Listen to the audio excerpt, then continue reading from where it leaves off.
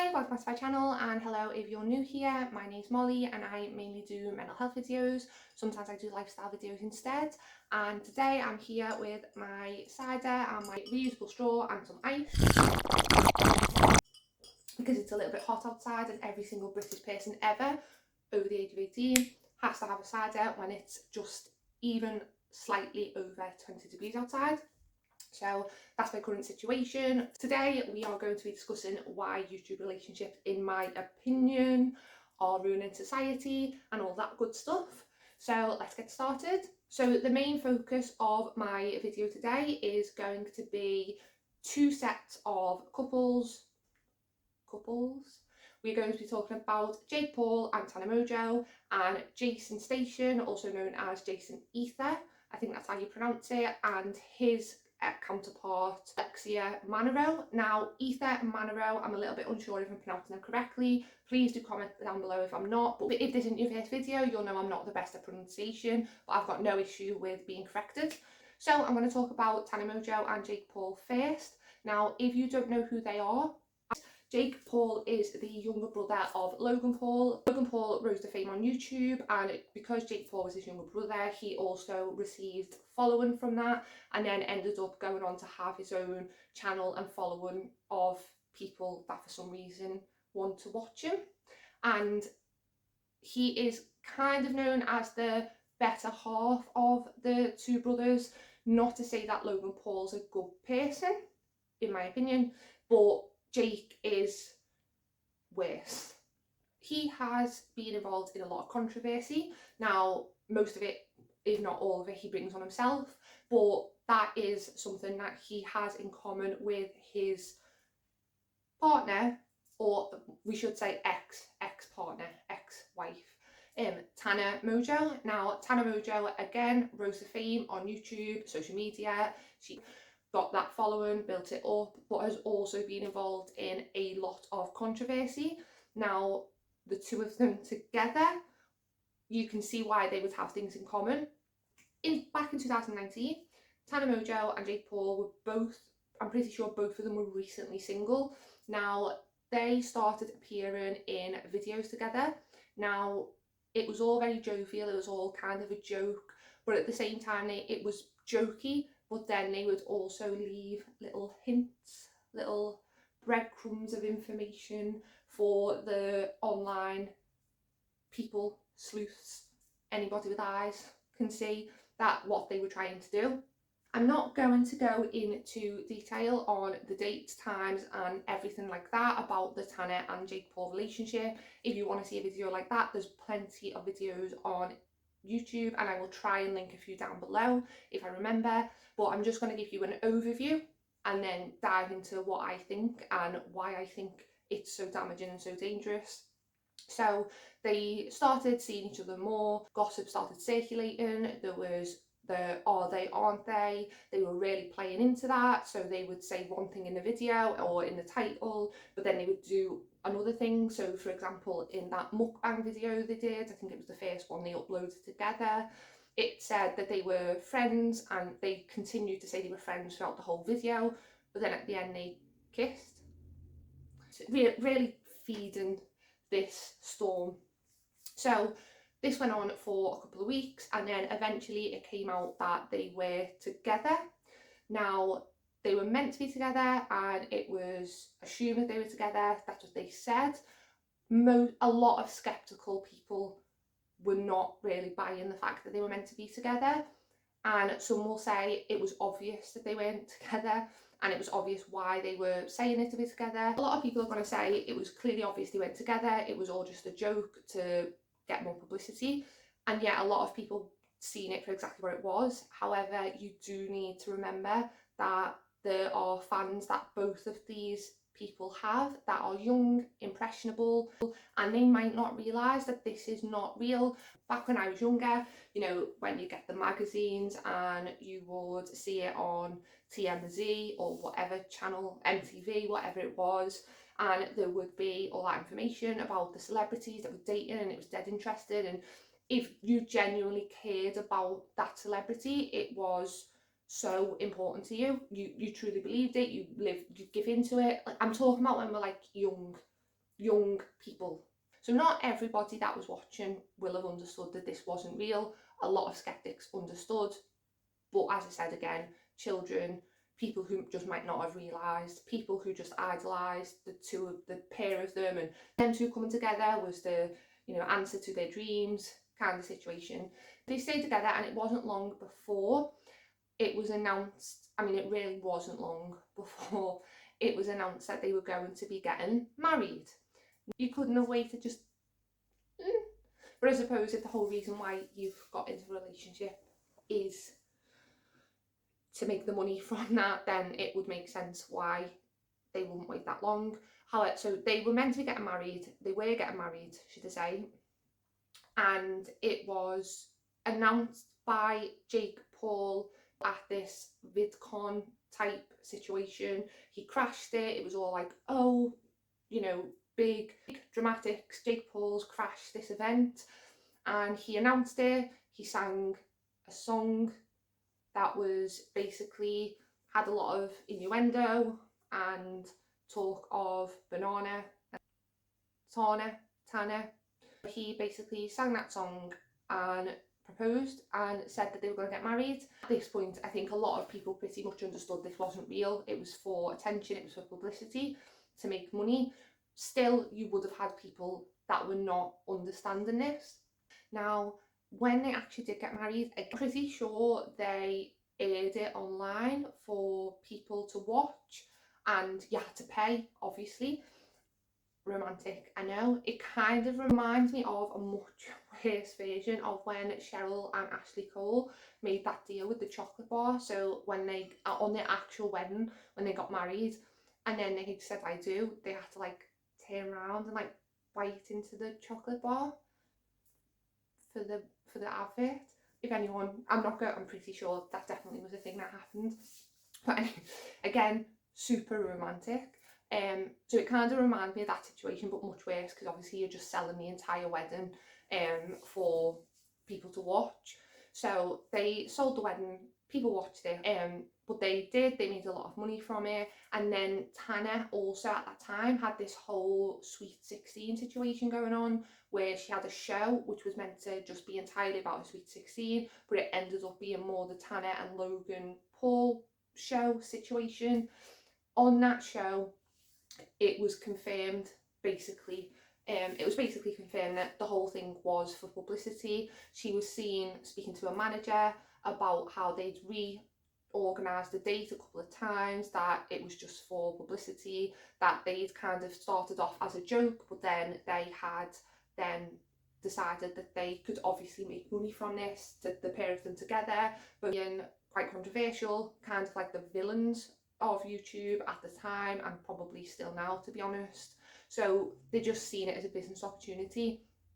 Now, I understand business opportunities, and as I said, I know that they are not the first people to have done a fauxmance. However, YouTube, the reason that I see YouTube as being different is because YouTube started with just a person in front of a camera, real life, talking about their life, their relationships, their problems, what they bought, their favourite thing to do, favourite thing to eat.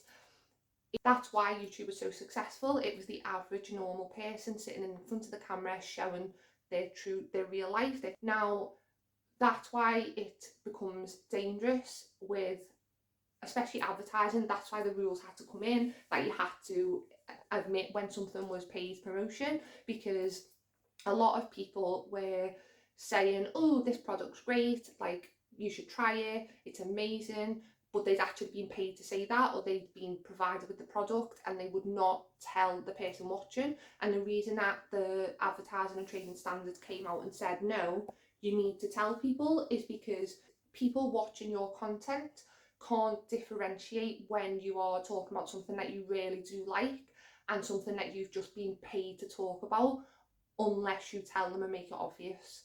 Now, when you are putting a relationship on the internet, you are saying that you are in love, you are saying you love each other, but you are actually just doing it for money. It's not the same as when I go to pictures, I go to watch a film, I know going into that film, these are just characters, they're not really in a relationship. I can watch the film, enjoy the film, and that be it.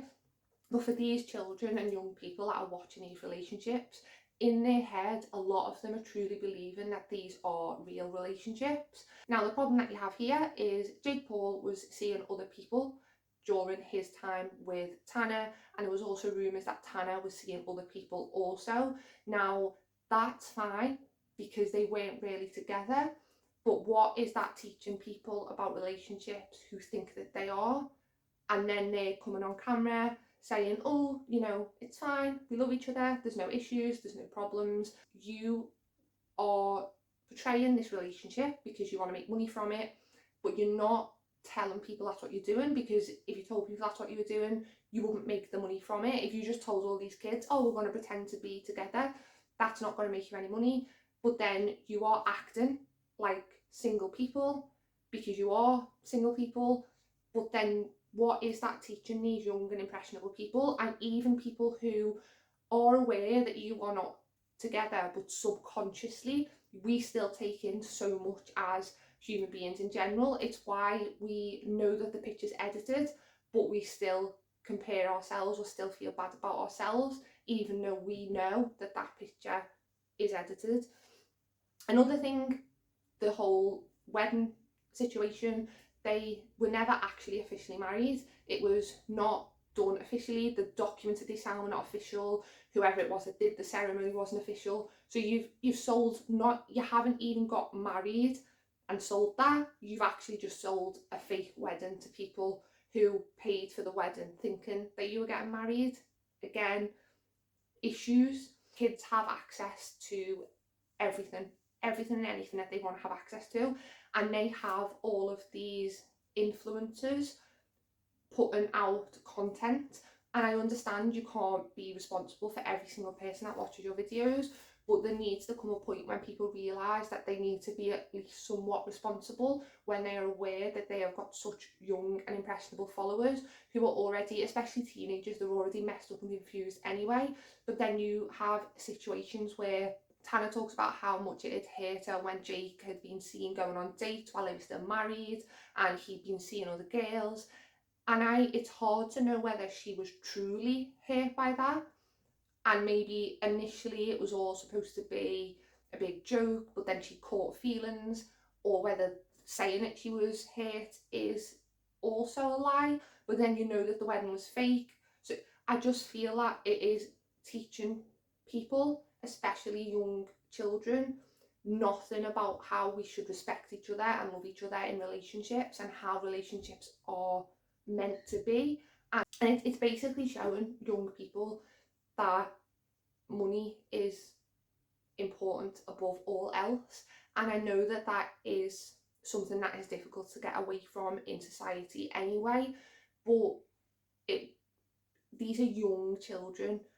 Like, we're talking 8, 9, 10-year-olds that are on the internet watching people nowadays as well. People watching those videos are not going to think, they're not going to think, oh, I value myself, I value relationships, I value people's feelings. But we're living in a society, in a world where that's okay, and I just think it's really sad.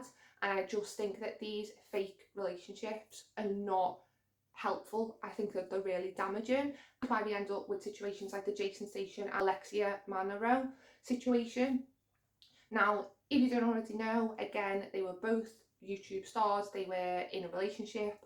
They were in a relationship for quite a few years, and then one day, completely out the blue, Jaystation decided to go on the internet to his millions of fans, who, by the way, again, a lot of young children, a lot of people who've probably invested a lot of time watching the videos, a lot of energy, liking and subscribing and sharing, and a lot of money on any merch that these people might have released. People that have spent time, money, effort because they truly care about these two people, announced to their fans that his wife or girlfriend, I think it might have been girlfriend, his girlfriend, one half of the duo that these fans, these millions of people love, was dead and had died in a car accident. He then done a video talking to my dead girlfriend using a Ouija board.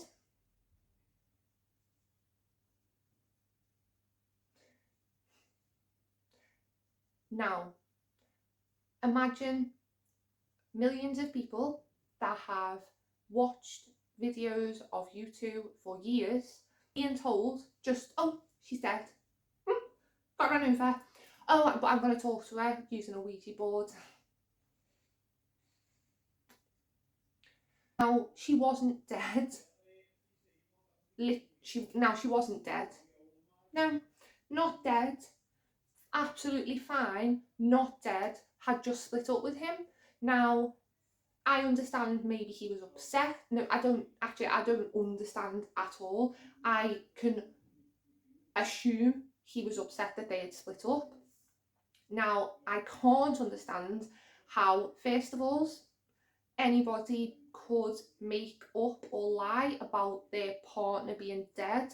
Even if you split up, you've been with this person for years. You love them. I would assume that you love them, or at least deeply cared about them, to have been with them for such a long time. And then you are okay, completely okay, just to think and say as a joke, or as a, not even as a joke, as a way to get views, that person had died. You took yourself, you took yourself to that image of your partner dying, and you were okay with that. That was absolutely fine, not a problem. Okay, weird, disturbing, disrespectful to people that have died in car accidents every day. People die in car accidents every single day. Disrespectful to them. But then you decided to go out on the internet and tell millions of people who really care about this person that she was dead. Not so, that is just, it's emotional manipulation, emotional abuse. You've told people who genuinely care about her that she was dead. They don't know you're joking. They will have felt that. Also, they'll have been wondering why you were coming on YouTube in the way that you did to do that. And also, people that you might have watched may have lost loved ones, family members, friends in car accidents. And then to joke and to say something like that, no matter how angry you are, it's just weird. It's not normal. But this is what, the fact that he thought that was normal in his head to do that shows just how warped our version of what is acceptable to put out and to say on the internet for views, likes and money is. But it crosses a line when you are emotionally manipulating the people that are watching you, and the people that you're the only reason you are where you are. And as I said, a lot of these people are really young and impressionable. To lie about something like that and to play on their emotions, then to just come out with this jokey, speaking to them with a Ouija board, again, disturbing. People, there was traumatised, people were traumatised, children were traumatised by this strange revenge because they'd split up. Now, it did come out that it was a lie. Now, he was saying that she was involved in it because of, obviously this is, anything that I say is my opinion, anything that I've said in this video is my opinion, but it is out there, you can look into it more in more detail. Now, he had said that she was involved and it was an idea that the pair of them had to try and get more views on their channel. Now, I don't really believe that, but it's purely based on the fact that she'd split up with him. So it just seems odd. If she split up with him, why would she then make this idea to say she was dead? And her saying she was, it didn't sit with me. I think it was purely out of revenge for the fact that they split up. And she'd also gone the police and pressed charges against them. Now, that whole situation again is just proof of why YouTube relationships can be so damaging. I think living your life on the internet is completely your choice, but when you cross the line between putting your life out there and then actually using emotional manipulation on people that are watching, either for your own sick revenge or for money and views, whatever the reason. It was probably a bit of both, to be honest.